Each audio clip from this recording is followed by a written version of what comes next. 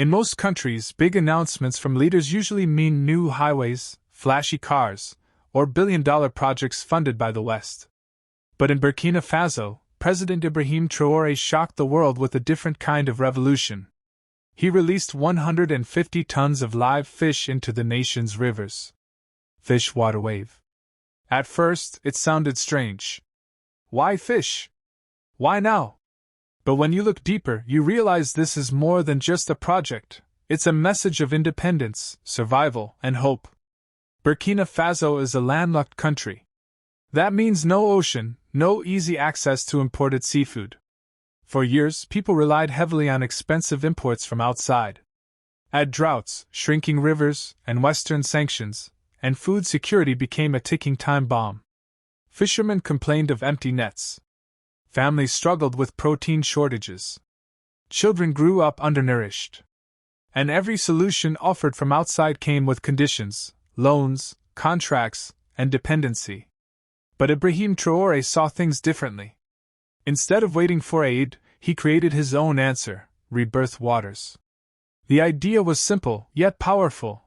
Restock Burkina Faso's rivers with 150 tons of fresh fish, so that nature could heal itself and communities could benefit directly. This wasn't just a release, it was a reset. Fish would multiply, ecosystems would revive, fishermen would return to work, and families would have affordable food again.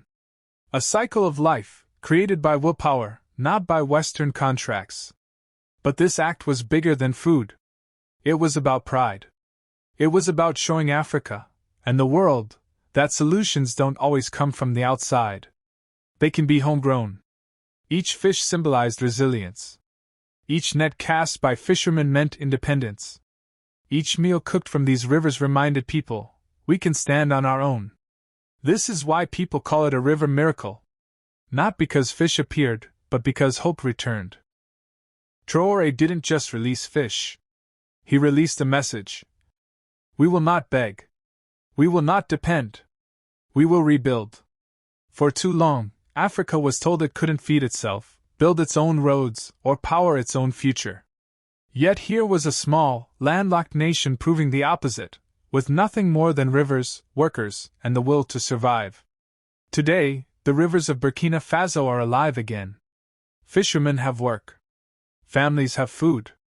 And most importantly, people have belief in themselves. The vision is not just 150 tons.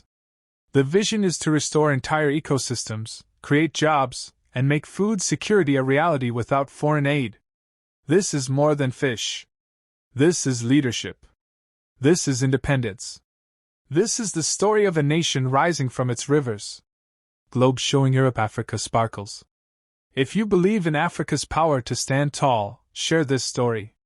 Let the world know that sometimes revolutions begin not with armies or weapons, but with rivers, fish, and the courage to dream. When most leaders announce big projects, they talk about highways, luxury cars, or billion-dollar loans. But in Burkina Faso, President Ibrahim Traoré stunned the world with something different. He released 150 tons of live fish into the nation's rivers. It sounds unusual, but this project, called Rebirth Waters, is not just about fish. It's about independence, survival, and hope. Burkina Faso is landlocked. That means no sea, no ports, and for years, expensive food imports. Add droughts, climate change, and sanctions, and the country faced a crisis. Families struggled to afford protein. Fishermen saw their rivers run dry of life. Aid came, but always with strings attached. It seemed impossible for this small nation to stand on its own. Until Traoré asked one question: why not revive our own rivers? Instead of signing new foreign contracts, Traoré took action. He launched Rebirth Waters, restocking rivers with 150 tons of live fish. This wasn't a one-time gesture. It was an investment in nature's economy.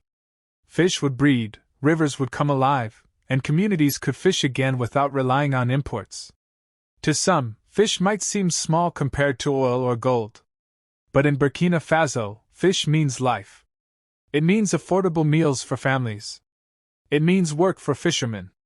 It means stronger rivers, healthier children, and a proud community feeding itself again. Every fish released was a message: we can survive without Western aid.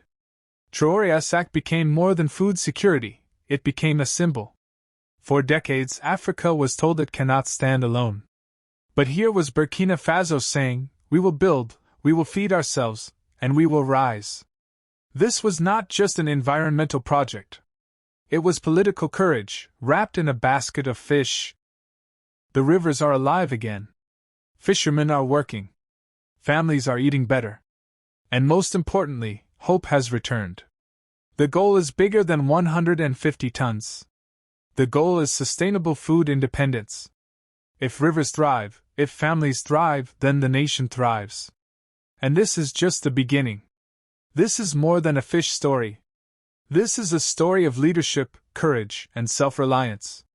In a world where many leaders wait for outside help, Ibrahim Traoré showed what it means to act with vision.